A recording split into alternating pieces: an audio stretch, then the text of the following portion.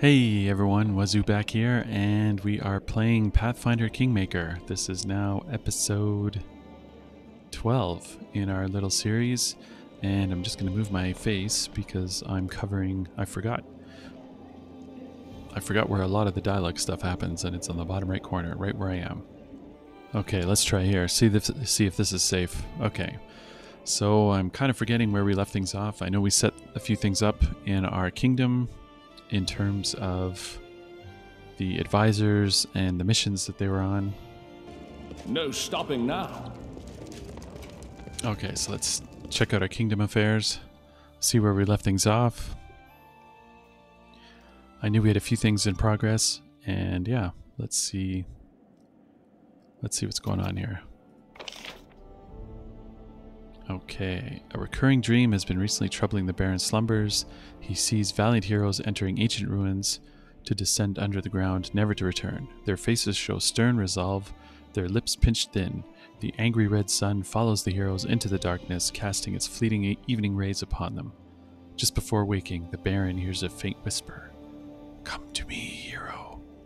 I await you here, in the tenebrous depths." Okay, so we've got a problem. The tenebrous dreams. Okay, what about this troll invasion? Okay, success. Keston arrived at the castle with reports of strange trolls swarming the Nar marshes. The visitor has met with the Baron. Okay, so is that like our reward? Is a +1 to military? Let's see. Kind of difficult. Okay, merchants in the capital. New merchants have arrived in the capital. This is an opportunity. Traders have already set up their stalls and are waiting new customers. Oh, just did that one. Okay, Harem has a request. Harem seems to be worried and wants to discuss something. The visitor has met with the Baron. Okay. An advisor wants to discuss an urgent matter that concerns the Barony's future. Okay, so the counselor awaits in the throne room. So we've got another opportunity there. Let's see, what about this one? Okay, so we've got a few missions that are ongoing. Let's leave those in flight. We've got the eight-legged plague. Choose an advisor for this position. And we've got none available, it looks like. Can we start an event even though we don't know? We need to select an advisor first and then go from there. Alright, let's go back to the throne room and let's see if we can find that new advisor. Castle Aldori, elegantly dressed in formal clothes as always, welcomes you with a courteous half bow. Your Grace. Let's see. I don't think we need to... I don't think he's the one we're supposed to talk to. Is this it? No. Guard. Storyteller? Maybe it's the storyteller we gotta talk to. Valerie. Oh, who's this? Tristian. Keston. Okay, let's check out the storyteller. And see if there's anything we've gotta figure out there. The man standing before you resembles an elf, but a very old one. His face is wrinkled, and his beard is as white as mountain snow. The man seems to be completely blind. The old man stares past you with unseeing eyes. He seems to be consumed in his thoughts. He mutters a soft melody, swaying back and forth slightly to its rhythm. The man shudders briefly and stops singing. His mouth opens and closes a few times, bringing to mind a fish brought ashore. Ah, who is here? Is that you, Your Grace? Who are you? I am an elf from Kyonin. My name is not important. Ah, Slarty Bartfast. I am the storyteller, collector of stories. I collect unknown legends of ancient times.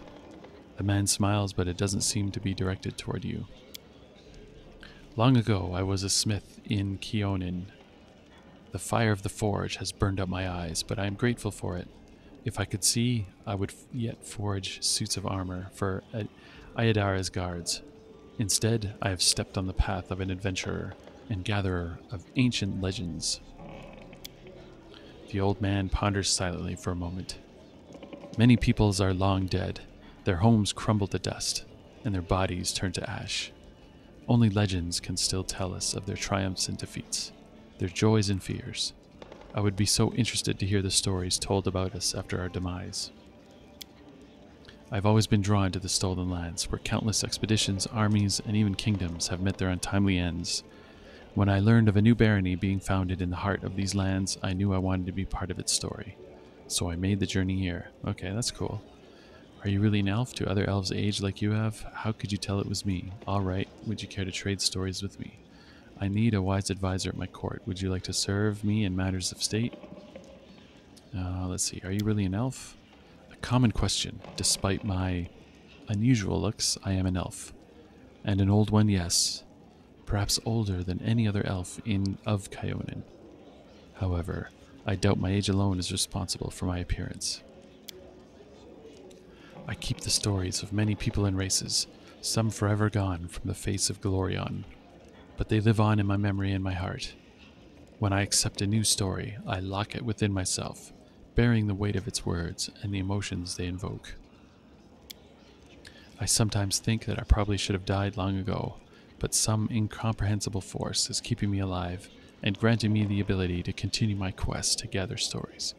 Be it divine power or fell curse, I am grateful either way. How could you tell it was me? The old man smiles slightly. It is not so hard to recognize a ruler by the way he walks. No one in here steps as confidently as you, your grace. All right, would you care to trade stories with me? The man's voice rustles like autumn leaves. I am a collector, not a trader. If I share a story with you, you receive the power to pass it further, changing or embellishing it, whether willingly or not. Can I be certain you will keep my stories intact in their absolute purity? The storyteller ponders for several moments. No, I do not think so. At least not yet. These legends are the most precious valuables of this world, the last remnants of ancient tribes. They are beacons illuminating the way to the past, allowing us to meet generations long gone. I cannot let their light fade. The path to the past must not be lost. The old man thinks for a moment, then continues. But I can offer you a deal, your grace. If on your journeys you discover items that come from eras past, bring them to me, and if my eyes can see the stories that these relics hold, I will gladly share them with you. Well, that's cool. And if you find all the pieces of any ancient artifacts, I can even recall my smithing skills to unite them and restore their power. Ooh. So let's see if we find, like, ancient artifact, like armor and weapons, he can put them back together. That'd be pretty cool. Oh, I've brought some relics. Are any worthy of a story? The storyteller's eyebrows raise. How interesting. May I, your grace? He gently touches the items from your pack. A coin from a non-existent country. When Quarrel the Conqueror mastered Rossland, having claimed it for Brevoy, he prohibited the issuance and use of such coins. Both ordinary folk and the Aldori sword lords, were required to use new coins decorated with Quarrel's profile, but no one was quick to be rid of these prohibited coins. Oh no. In many houses they still store boxes and whole chests of such coins, waiting for the day when Rossland declares its independence. Gold coins times 600. Cool. The storyteller's fingers caress the symbol shaped like a tree leaf. And what is this? I hear the voices of trees, smell the scent of fresh leaves. A dryad mark, is it not? I would be happy to purchase it from you. Gold coins times 300. Cool. He finishes his inspection. Remember me should you find anything noteworthy. Let's see. I need a wise advisor in my court. Would you like to serve me in my matters of state? The storyteller's voice grows soft. Thank you for your words. I'm unlikely to be able to interpret the intricacies of the political world or the affairs of the treasury, but my advice regarding the magic of the arts would be useful to any ruler. I'll leave you to your legends till we meet again. Okay. Oh, that's just our... Okay, so let's see.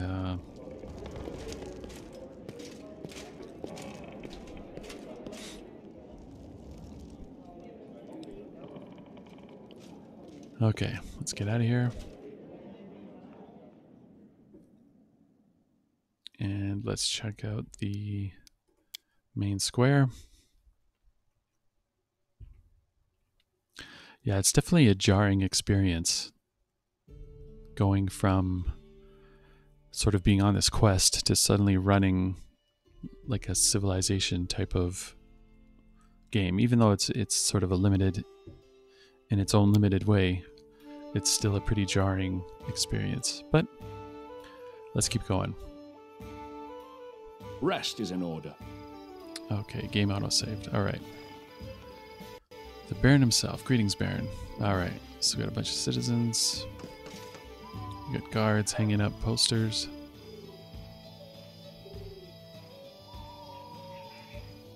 Can we go in here?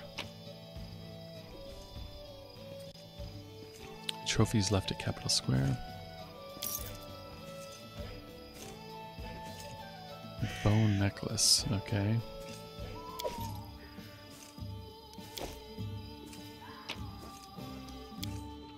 Okay, let's check inside. Uh-oh, did we just go back into the same one we left? Oh, we did. Oops. I thought we were in the throne room. Okay. Let's go to the tavern. Maybe let's go rest. We complain about needing rest, so let's go do it.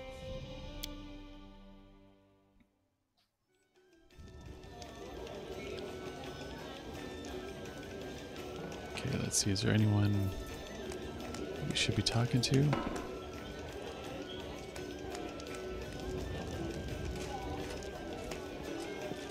Maybe let's talk to Miri. Hey Chief, what's on your mind?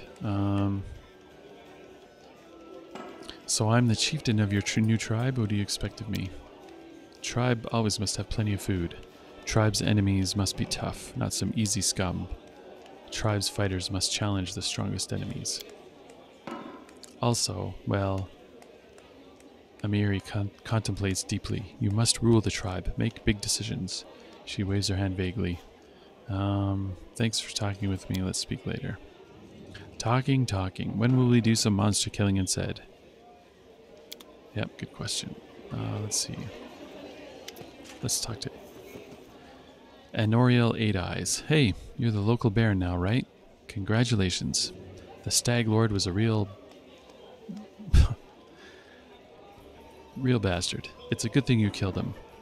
Sometimes justice still triumphs, right? For what it's worth, I've decided to move to the capital. Living at Oleg's is horribly boring, but here, look around. I can feel the rhythm of life. I need loyal and experienced fighters.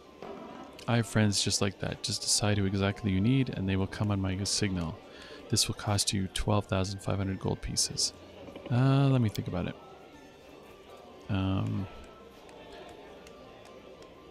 Let's see, I want to know more about the Pathfinder. What exactly are you interested in? Maybe we'll talk about that later. Now, is there a bed anywhere we get to rest?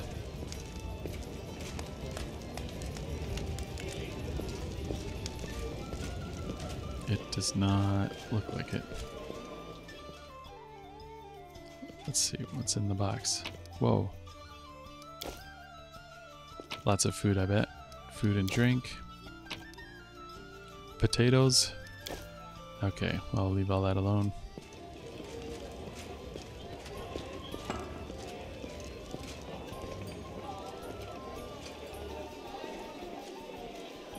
Oh, we can go upstairs. Onwards. Here we go. The Hathel is right here. Speak. Let's see. I would like to hear your story. Stories. Stories are boring and a waste of time. I've killed, I was exiled from Kyonin, I died, I was raised by Urgathoa's gift. That is my story. Let's see. Enough talking about your past. As you wish. Thank you for your conversation. Farewell. Okay, let's see. Okay, let's see what's in here. Locked. Let's see what's over here. The Notes of a Traveling Priest by Tyrion Dean. Now, did I already read these? Okay, I don't recognize this one. On the nature of the divine. Can a mortal become a god? Is the very idea blasphemy? Science relies on experience where there may be evidence presented in support. But when science encounters theology, it recoils. The term evolution has no application to the divine spark that illuminates dull matter in incomprehensible ways. The foremost example is angels, to whom we owe the existence of our virtuous mortal souls, which brings us to a paradox. A mortal soul transforms into an immortal essence. There are many such breathtaking events, with each promise a connection to the divine. Sunny's Sarin Ray is a perfect proof of this. The Starstone trial desecrated divinity, turned it into a god's exam, where any trickster with a handful of spells who can avoid some traps in a deadly maze may rise to divinity. Is the nature of divinity then so sacred indeed? Okay, what's the other one? The Notes of a Traveling Priest. I don't think I read this one either.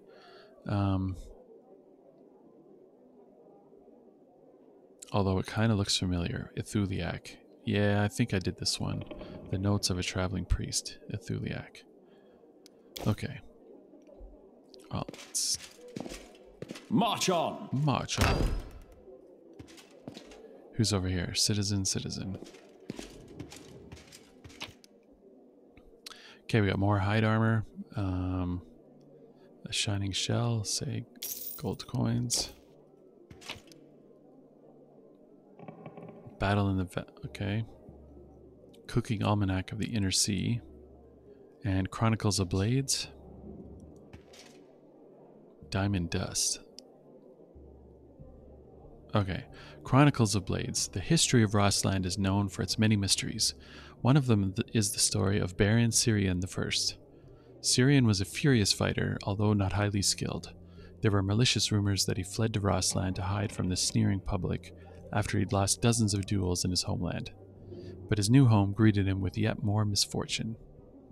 He waged not a fistful of coins, but a whole settlement in a duel with a gang chieftain, but the Baron was broken again and left Rossland in shame.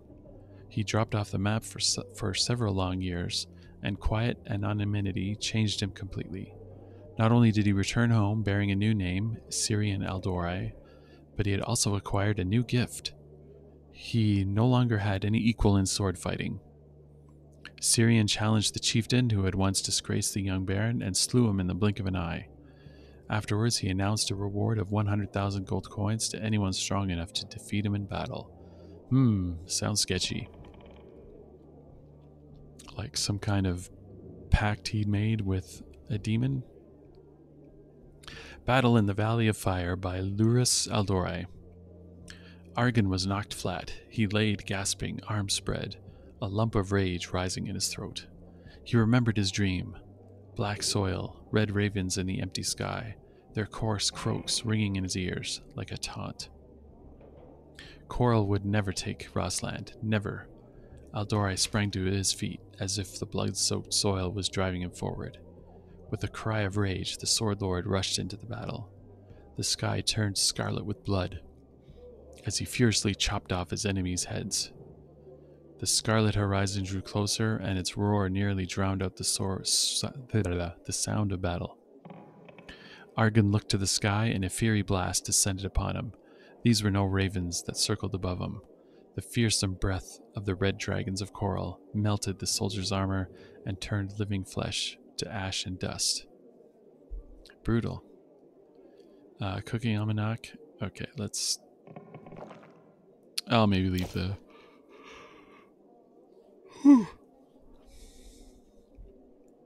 I'll maybe leave the cooking one out of this. Okay, come on, let's go lie down. No stopping now. Even I'm getting tired here. Check that out. Oh, very cool. Do we get an axe? Dwarven war axe. Nice. We just take it right in front of the citizen there. Oh well. 20 coins. A silver medallion, okay. Oops. Okay, there we go. The Curse of Ancient Ioberia by Hastev Ume. Tell us, O teacher, why would Brevoy call us barbarians in the books you give us? The gods became angry with our homeland, my son. This land has devoured so many great empires, as if it was unwilling to bear life. There are centuries-old ruins around our settlement. They were ravaged by a star that fell from the sky. The kingdom of this Cyclops was the first victim of its curse. New settlers claimed this land 10 centuries later to establish a beautiful country named Ioberia, which stretched from the Lake of Mists and Veils to the Castrovian Sea. But the curse still lay upon these lands, and trouble came once again. Our ancestors suffered numerous maladies: the tear plague, the char death, the choking death, one after another, leaving only pain behind. People say Otib the Necromancer was to blame, but who knows? A great civilization was turned to dust. This is why I'm teaching you Brevoy shouldn't make fun of you or call you barbarians.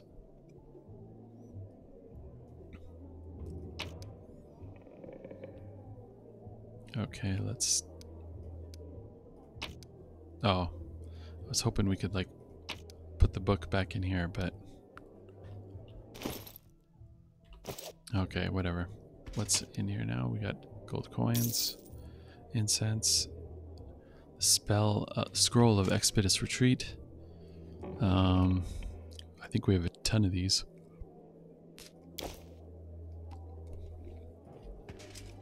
Let's leave it for now. Okay, quick going here. Please let me... Oh. How about this one? No. I want to sleep.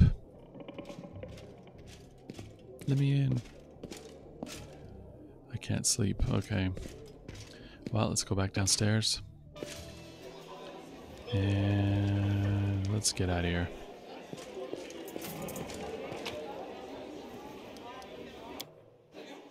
Okay, let's go to the... We're just at the tavern. Let's go to the exit. And we'll keep our current party with us. And yeah. Hopefully you're having a good day wherever you are today, folks. It's sunny here, bright and sunny, about 15 degrees, which is like last week was like -5 with snow, and this week 15 degrees and pretty beautiful outside. So a good day to do some videos. Okay, let's do some camp. Okay, so this is that bald hilltop. Get to the bald hilltop. So how do we, maybe we can go this way. And let's go up. Alright, let's enter the bald hilltop. Let's get to some fighting. Some loot gathering.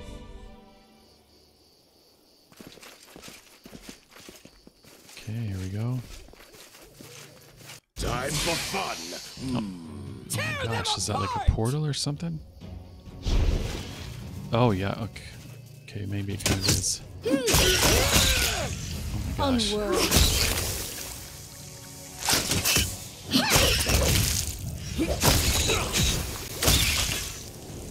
Wretched things. No kidding. Come on, take her out. Silky?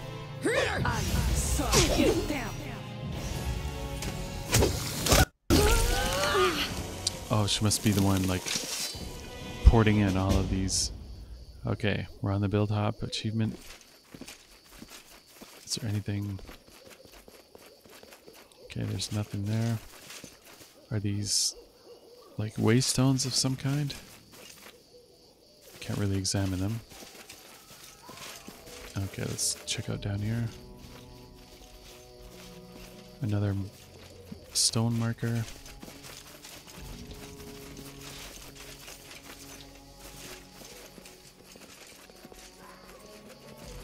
Ugh, a spider corpse.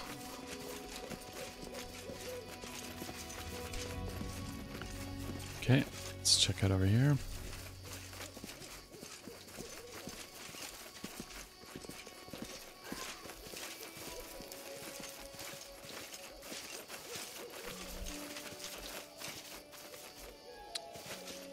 Okay, can't exit that way, but let's...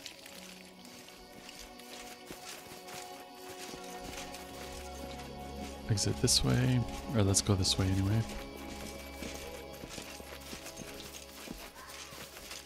No, nothing here either.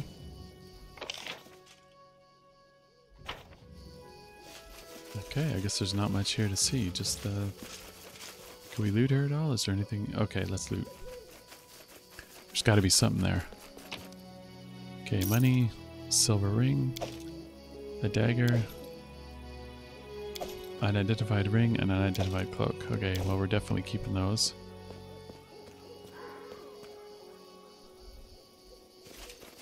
Okay, well, let's get going. That is it for the Bald Hilltop. Stuff that we looted in that zone, but maybe because we looted everything.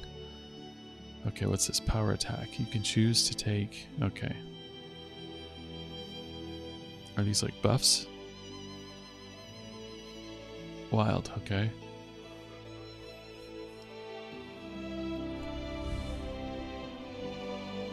Now, I don't know why, or I don't know who encouraged us to get to the Bald Hilltop. Do we have a quest log? There's Oleg's. I miss Oleg. Maybe we should check out and see how he's doing. Okay, let's join back up with the road there. And... okay, so let's finish off our quest here. Here we go. So we've got to find Casey in the capital, which I think we saw. I just didn't click on her. Begin construction of a new building in the capital and appoint one of the advisors the treasurer. Okay, let's check it out. I need to catch my breath. Yeah. Okay, let's check out the throne room.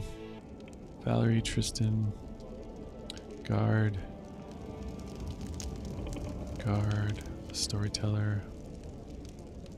Where's...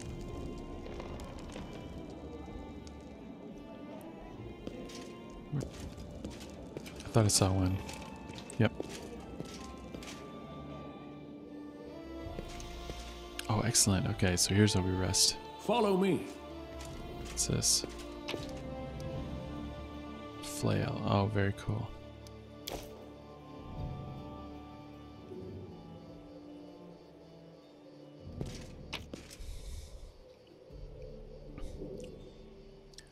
Okay, and ancient coins. I'm sure we can sell them off now. Okay, and I'm sure we can like return all these books, right? And the crumpled notes. And recipes. Well, we've got a lot. Okay. Let's go back. No stopping now. We've already rested.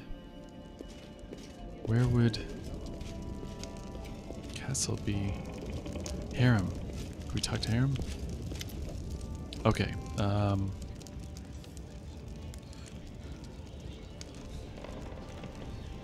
Let's see. I'd like to learn more about dwarves. Most dwarves are self-satisfied, stubborn fools serving Torag. They don't deserve my good attitude. Harem winces. But you can ask what you want to know. I'll try to answer. Let's see. I don't know. This doesn't look like new dialogue. Thanks for the conversation. We'll talk later.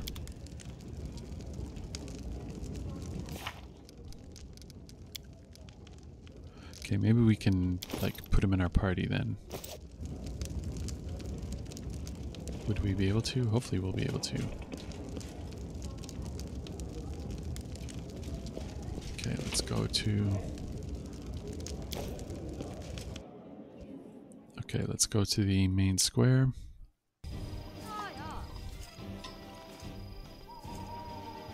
Okay, here we go.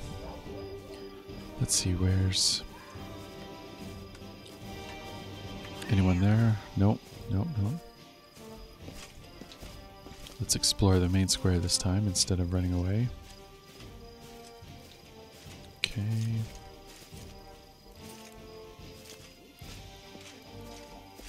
There was that trader we met last time. Passive. Okay. I'm just seeing if our guard.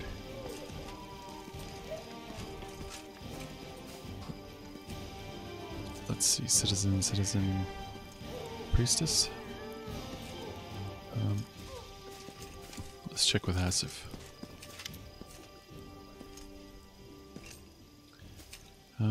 Let's see. Hasif from Absol. Okay, it doesn't look like anything new here, so let's do this time. Okay, let's see if our friend is here around somewhere.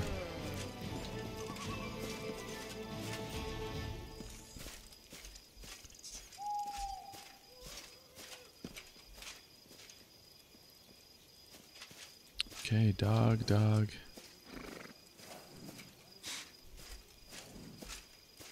March on. Let's see, is there anything up here?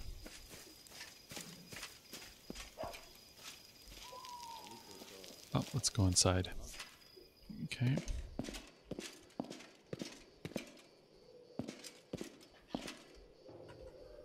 Nothing in here. It is done.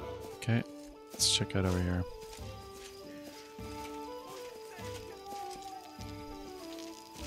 Oh, there's Rhaegar and Octavia.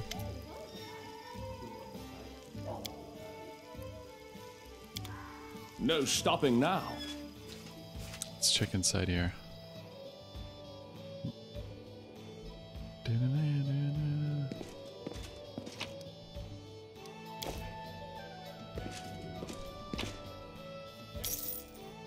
Prodigal Sons.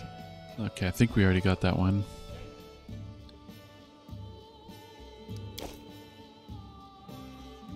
I mean, excellent music if you can hear it. Really great. There's Harem again. Anything new this time? Okay, why don't we talk about the Dwarven Ruins? Are you sure you want to see the Dwarven Ruins? Why open up old wounds? Harem looks down and strokes his beard a few times before answering. I'm not sure, Malaku. This will likely bring nothing but pain. I suspect I'll regret going to the ruins, but nevertheless I ask, please take me there. Okay. Let's see if we can find those ruins.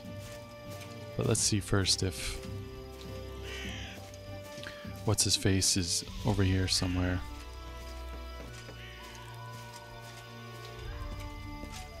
What's that? Okay, just a quarterstaff. Sure. Why not? Good day, Your Grace. No, let's... Last time we did that, we ended up right in the main hall. Valerie Highland.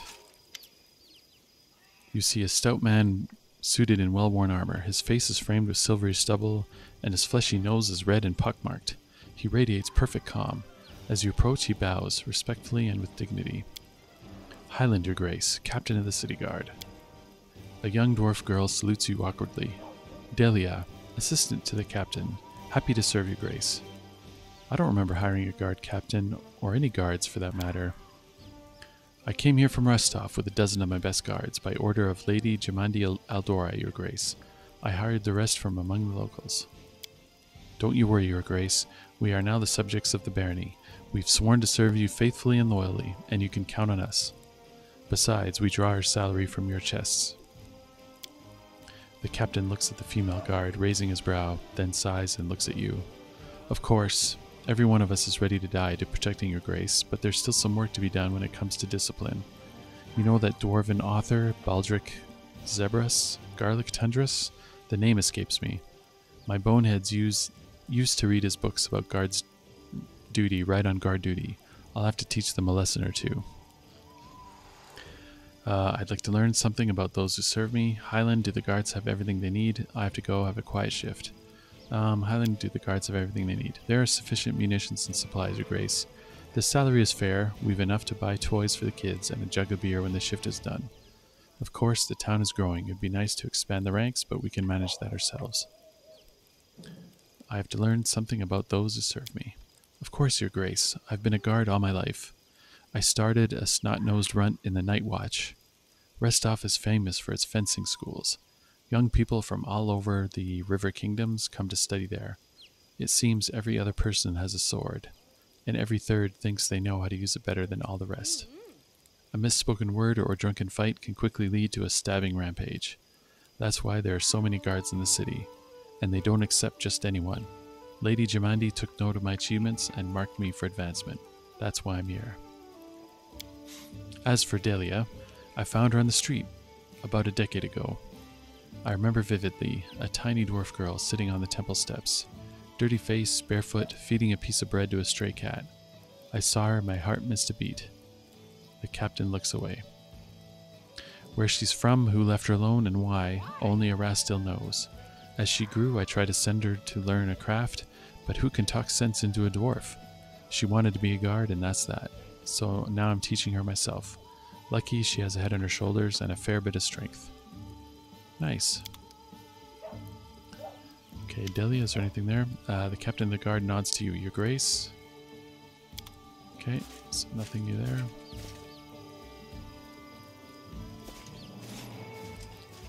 Horse. Citizen, citizen, citizen. Guard, guard, guard. Tristan and Jod Kafkin. Oh, okay, let's see. What do they have to say?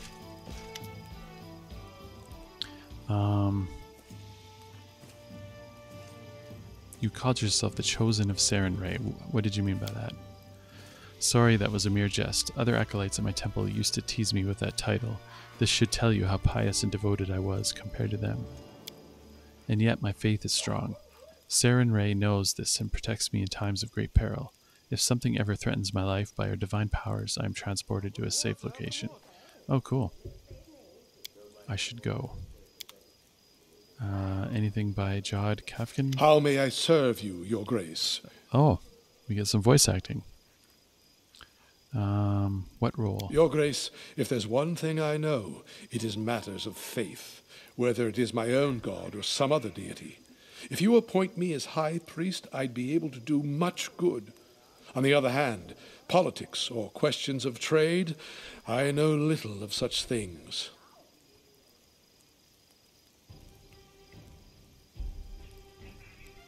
Okay, so next chance we get, we're going to promote him.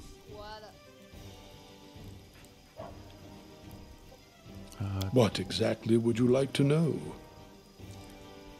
Maybe we'll skip that for now. As you wish. Of course. It would be my pleasure. Erastil is one of the eldest gods of Golarion. His faith emerged when the first people appeared upon the land. Erastil helped our ancestors cultivate the land and hunt. Even now, his blessing lies with those who uphold the old traditions and keep to simpler ways, far from civilization and the noise of the city.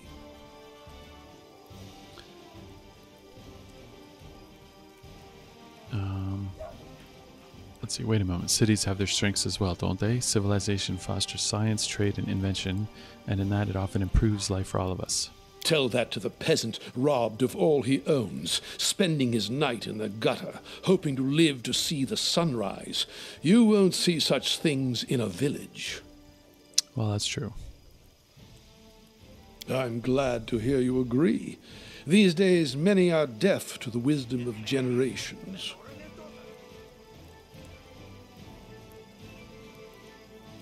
Okay. Let's see, I've always had respect. I see it more clearly every day.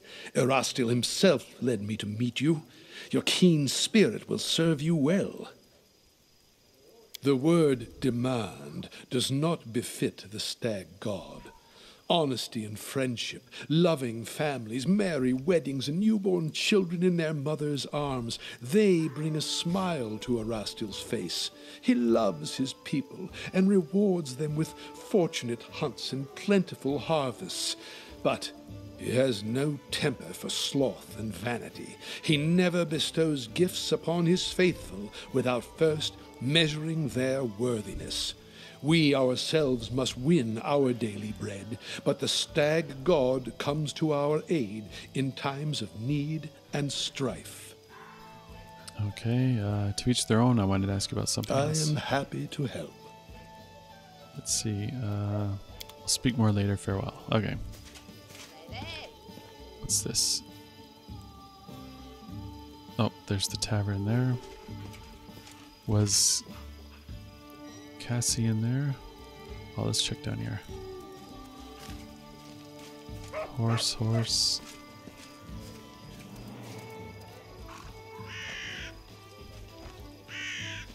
Okay. I don't see anything else. Follow me.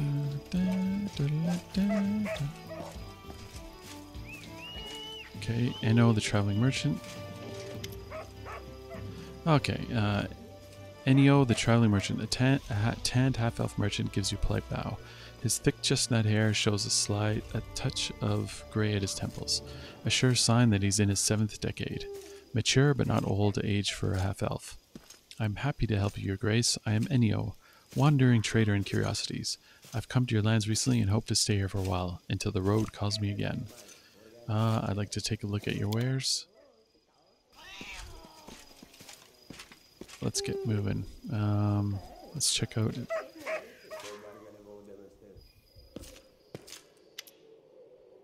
Okay, here we go. Casey. A tense silence hangs over the house. Casey, your tiefling friend, emerges from the shadows, but her eyes are staring into the distance. She seems to look right past you. No, not now. The turmoil is suddenly over, but you see fear in Casey's eyes. Her blue eyes. It's you. I wanted to say let's see, lore, religion, check past. I feel almost sure that I've just witnessed some sort of divine intervention.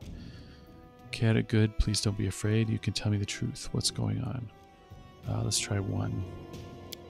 The girl closes her eyes and clenches her fists, obviously in the grip of a strong emotion, but one you cannot read. I knew it couldn't last forever. Why did he even make this rule if he knew it would be impossible to keep? She takes a deep breath, opens her eyes, and speaks with firm resolve. Come what may, you should know, Malaku, that the person you know by the name of Casey does not exist. My real name is Kaliki, and well, it's a long story, and such stories are better told beside a welcoming fire. Will you hear me out? Fine, let's go. Okay, here we go. Here we go. All the betrayal. Okay, Kaliki. The girl rests her head on her arm and stares off into the distant, lost in memory. Stories by the fire, in the desert where I was born. My fondest memory. When the day is done, hosts and guests, parents and children, friends and rivals, all gather by the fire under the stars to tell their tales. All they did, all they witnessed, all they heard from other travelers, and the whispers carried by the desert wind. My sister and I often snuck in to hear these stories, hiding in the shadows just beyond the circle of light and warmth. We are hellspawn, you see. Tieflings are unwelcome guests in Kadira, unblessed by the light of merciful Sarenrae. We grew up sleeping in a common tent, scavenging food here and there like orphans, all but outcast and disowned. We were 13 when we left and set off to find happiness in the cities, and everyone we left behind sighed with relief. My sister and I, we are twins, but as different as the sun and moon. Her name is Canera, which means silent flame. She is fire, a cold fire, but one that turns everything to ash. I am a river. It brings me joy to give water to tired travelers and nurture green shoots. But when I flood, I am bound to bring death. The girl's eyes are full of sorrow. Despite our differences, we are one. Our lives belong to the divine Nethys, and by his mercy we now live in turns. While one of us is here, the other sleeps in another plane, and when she wakes up, we switch places, just as you witnessed. So this is why you didn't remember me when we were talking to Jamandi Eldore, and how is it you began to live in turns? Neutral good, what can I do to help? So this is why you didn't remember me. How could I remember you? I had never met you at the time. That was Canera. She was the one who talked to you at the reception and helped you fight off the assassins. We usually write each other notes, recounting in detail all that happened, and describing any friends that Casey had made. But that time we switched right in the middle of a mansion engulfed in fire and filled with assassins. Kynera didn't have the time to write any notes. And how is it you began to live in turns? Kaliki lowers her head. This story, it's one I've never told to anyone before. No one in the whole world, and it's not easy to confide in a stranger. There's too much grief and guilt in it. If you don't mind, I'd rather not go into all the details. You see, my sister died, and I couldn't get over it. Kynera was killed by a soul eater, a monster summoned by secret followers of Abaddon's archdemons. Those who summoned him died in the fight, but the beast was too strong for my sister, and I wasn't even there to protect her. Kaliki catches her breath. We just had a fight, and we both did some stupid things just before, but I don't want to talk about that now. When I found out what happened to my sister, I was ready to make a deal with any power, if only I could just get her back. And I found such power. I was contacted by the Arcanum, the herald of the god Nathis himself. She promised she would return Kynera to life, but on 2 conditions.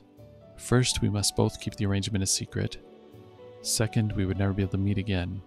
And so our new life began. Now we flee through the world, guarding our secret, always introducing ourselves as Casey, to hide that there are 2 of us.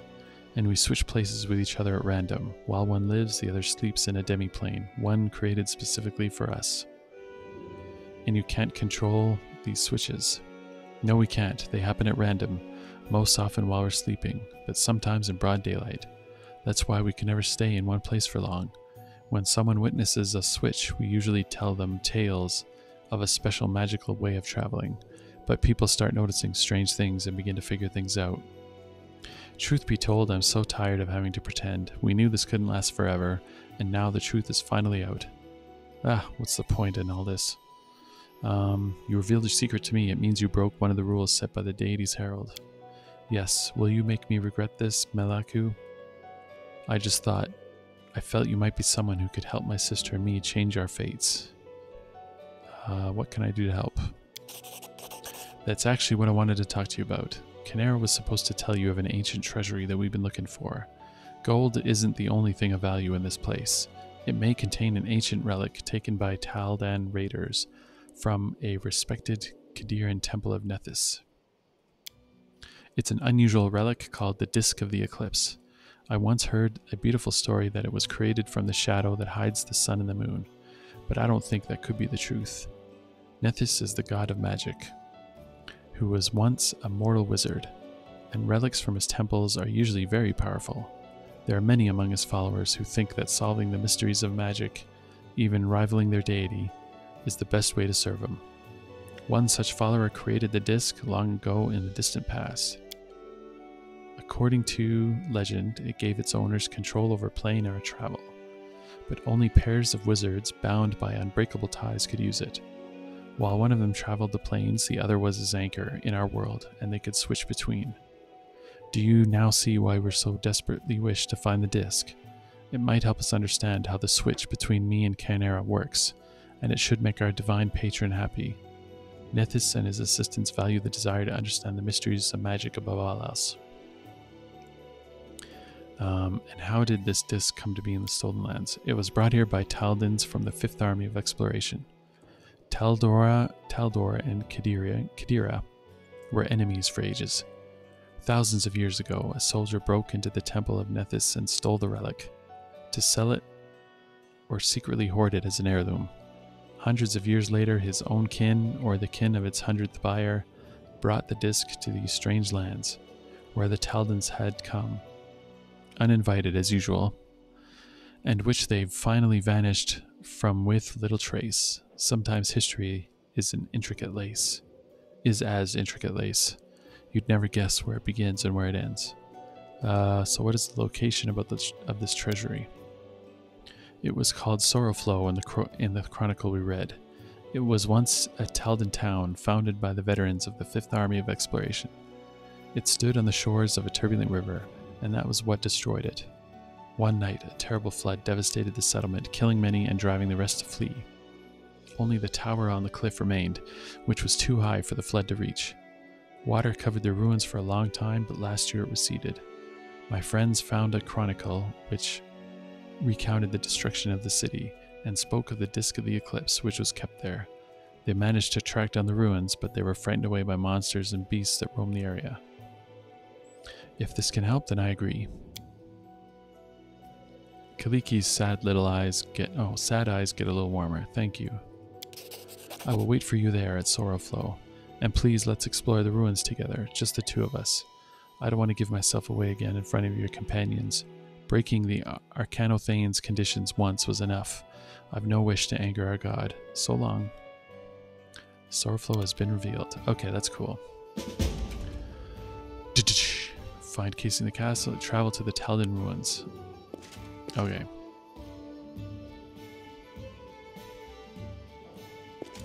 We finally did everything we needed to there. Are we overloaded? I think we're overloaded again. But first, can we make the dude a high priest? Let's see if we can at least do that. Okay, where is this? Did we already... I think we've already been here. Yeah, we have. Okay, so we've explored pretty much everywhere in our little town.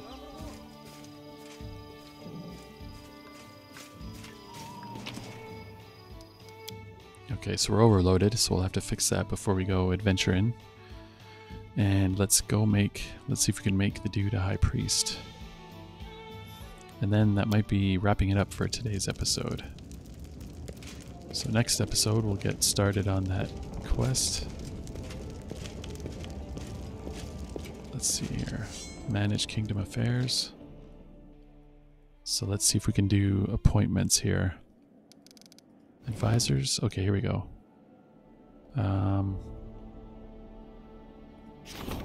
Counselor. No. Do we have a high priest? Treasurer. No candidates available. Okay. Which one was this? High priest. Can we change this? Okay, maybe we have to click on one down here.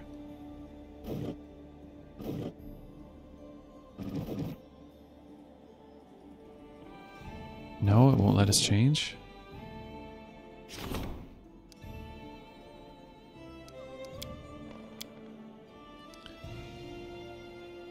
Oh, that's pretty brutal. Okay.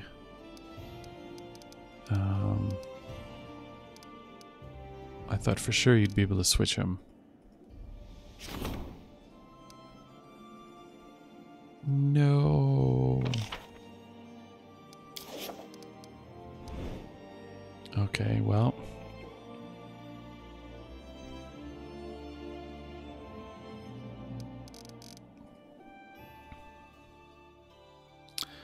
Oh, well. Sorry. Let's see. Okay, maybe let's drop some things off. Personnel stash. Oh, right on. Okay, let's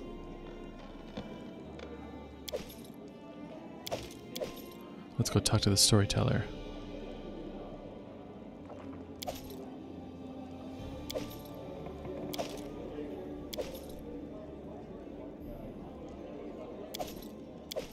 Is that an antiquities collector? Is that the same thing?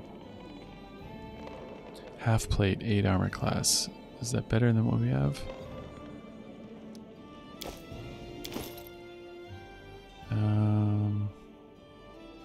Half plate +1. Okay. So that's pretty good for what we have. Okay, let's talk to the storyteller. And let's quickly see if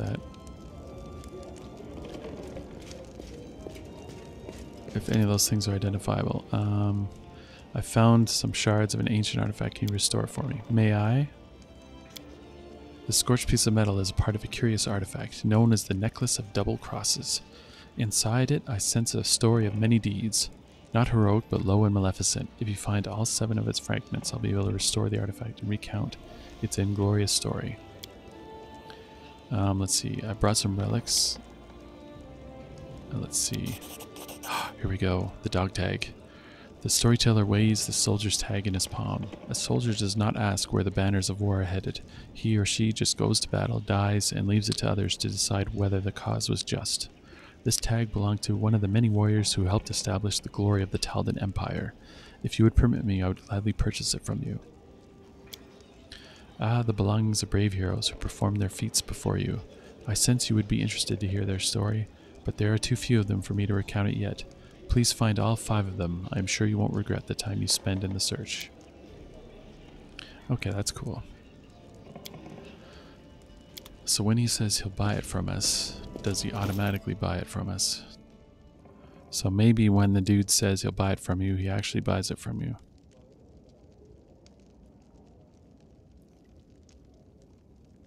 A stag helmet. Okay, so at some point, I'm going to have to sell a bunch of this stuff. And I will do that off camera so that you don't have to go through it with me. But that is it for today's episode. I hope you had a good time. We got through a little more of the quests. Didn't do too much traveling this time, but we just more explored our own area here and figured out what Casey or I forgot her sister's name, what the Fiefling was all about. That's a pretty cool little story twist. Anyways, I'm looking forward to the next episode, and I hope you are too. Give this channel a like if you want to see notifications for the next video, and we'll see you in the next one. Thanks everyone. Peace.